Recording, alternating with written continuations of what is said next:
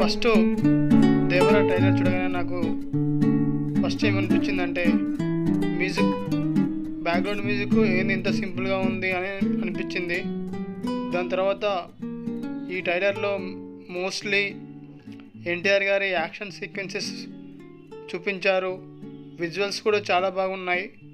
ఇక ఎన్టీఆర్ గారి ఇందులో డ్యూయల్ రోల్స్ చేస్తున్నట్టు అనిపిస్తుంది.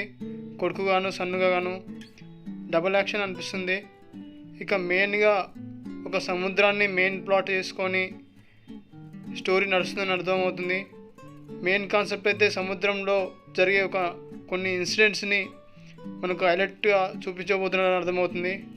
ఇక ఈ మూవీ ట్రైలర్లో ఎన్టీఆర్ గారి లుక్స్, ఫైట్ సీక్వెన్సెస్, ఇక బ్యాక్గ్రౌండ్ విజువల్స్ చాలా బాగున్నాయి. ఇక ఇందులో ట్రైలర్లో మైనస్ పాయింట్ వచ్చేసి బ్యాక్గ్రౌండ్ స్కోరే కొంచెం బాగా బెటర్గా కొట్టుంటే బాగుండేది అనిపించింది. ఇక జాన్వీ కపూర్ గారి సీన్స్ తక్కువ ఉన్నాయి, బట్ ఓకే అనిపించాయి. ఇక ఈ మూవీలో మనకు లాస్ట్ 40 minutes చాలా గ్రిప్పింగ్గా ఉంటుందని ఎన్టీఆర్ గారు చెప్పడం జరిగింది.